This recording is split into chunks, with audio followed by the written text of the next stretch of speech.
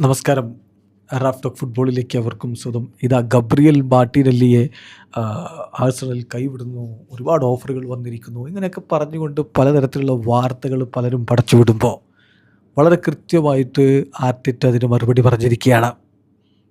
ഇത് ഇങ്ങനെ വലിയ രൂപത്തിൽ ചർച്ചയായി വരാനുള്ളൊരു കാരണം എന്ന് പറഞ്ഞാൽ പ്രധാനമായിട്ടും FA കമ്മ്യൂണിറ്റി ഷീൽഡിനുള്ള സ്ക്വാഡിൽ ഈ രണ്ടുപേരും ഉണ്ടായിരുന്നില്ല.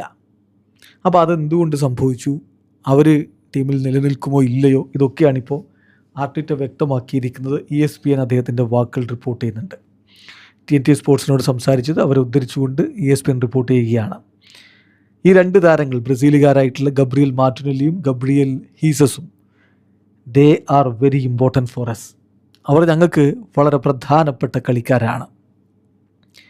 പിന്നെ എന്തുകൊണ്ട് സ്ക്വാഡിൽ ഉൾപ്പെടുത്തില്ല എന്ന് ചോദിച്ചാൽ അറിയാലോ, ഇപ്പോൾ ഈ ഒരു സ്ക്വാഡ് റെസ്ട്രിക്ഷൻ ഉണ്ടായിരുന്നു കമ്മ്യൂണിറ്റി ഷീൽഡിനൊക്കെ. അങ്ങനെ ആ ഒരു സ്ക്വാഡ് റെസ്ട്രിക്ഷൻ ഉണ്ട്. 9 സബ്സ്റ്റിറ്റ്യൂട്ട് താരങ്ങൾ മാത്രമേ ബെഞ്ചിലിരുത്താൻ പറ്റുകയുള്ളൂ. അപ്പോൾ അതുകൊണ്ടാണ് സ്ക്വാഡ് ഒരു വളരെ വലിയ സ്ക്വാഡ് ഉൾപ്പെടുത്താൻ പറ്റിയില്ല. അതുകൊണ്ടാണ് ഇങ്ങനെ സംഭവിച്ചിട്ടില്ല. അപ്പോൾ അതിനെക്കുറിച്ച് കോച്ച് പറയുകയാണ്, it's really sad not to have their ability. ഞാൻ പ്രീമിയർ ലീഗിനോട് ഈ സ്ക്വാഡ് എക്സ്റ്റെൻഡ് ചെയ്യുന്നതിനെക്കുറിച്ച് ഫൈറ്റ് ചെയ്യുന്ന ഒരാളാണ്. അങ്ങനെയാണെങ്കിൽ മാത്രമേ നമുക്ക് കൂടുതൽ താരങ്ങളെ അക്കോമഡേറ്റ് ചെയ്യാൻ പറ്റുകയുള്ളൂ. എല്ലായ്പ്പോഴും ടഫായിട്ടുള്ളൊരു കാര്യമാണ്. അവർ തീർച്ചയായിട്ടും സ്ക്വാഡിൽ ഉണ്ടാവണമായിരുന്നു, അവരത് ഡിസേർവ് ചെയ്യുന്നുണ്ട്. There is no question about that.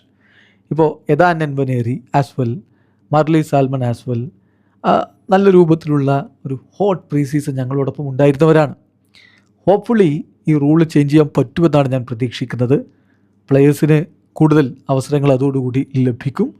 ടീമിന് കഴിയാവുന്നത്ര കോൺട്രിബ്യൂട്ട് ചെയ്യാനും അവരെ കൊണ്ട് സാധിക്കും എന്നാണിപ്പോൾ കോച്ച് പറഞ്ഞിരിക്കുന്നത്. രണ്ടുപേരും സ്റ്റേ ചെയ്യും ആഴ്സണലിൽ എന്നുള്ളത് തന്നെയാണ് കോച്ചിൻ്റെ ഈ വാക്കുകളിൽ നിന്ന് മനസ്സിലാക്കേണ്ടത്. അപ്പോൾ ഇതിൽ സംഗതി വളരെ കൃത്യമാണ്.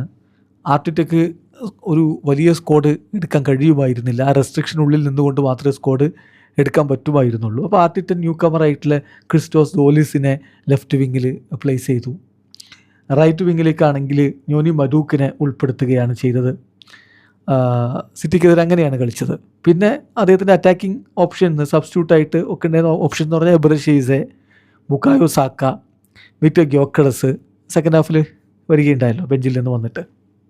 ദെൻ അതുപോലെ തന്നെ മാക്സ് ഡൗമൻ, ഇങ്ങനെയുള്ളവരാണ് അദ്ദേഹത്തിന് അറ്റാക്കിംഗ് ഓപ്ഷൻസ് ആയിട്ട് ഉണ്ടായിരുന്നത്. പിന്നെ മാർട്ടിനെല്ലിയെ സംബന്ധിച്ചിടത്തോളം 45 മില്യൺ യൂറോയുടെ ഒരു ഓഫർ അദ്ദേഹത്തിന് ഗാലറ്റസറായിൽ നിന്ന് വന്നതാണ്. പക്ഷേ അത് ടേൺ ഡൗൺ ചെയ്യുകയാണ് ചെയ്തത്. പിന്നെ ആഴ്സണലിനെ സംബന്ധിച്ചിടത്തോളം ഇനി ചില നീക്കങ്ങൾ നടക്കുമോ എന്നുള്ളത് കണ്ടറിയണം. ഇടതുപാർശ്വത്തിൽ മാർട്ടിനെല്ലി പോരാ എന്നൊരു ഫീലിങ്ങിലേക്ക് പോയതുകൊണ്ടാണ് വിനി ജൂനിയറെ എത്തിക്കാൻ വേണ്ടിയിട്ടുള്ള ശ്രമങ്ങളൊക്കെ നടത്തിയിരുന്നത്. അത് സാധിച്ചിട്ടില്ല. ഇനിയൊരു ബിഗ് സൈനിങ് നടക്കുമോ എന്നുള്ളത് എന്തായാലും കണ്ടറിയണം. വീഡിയോ സാധിക്കുന്ന ഫുട്ബോൾ ലോകത്തെ കൂടുതൽ വിശേഷങ്ങളുമായി റാഫ് ടോക്സ് എത്താം.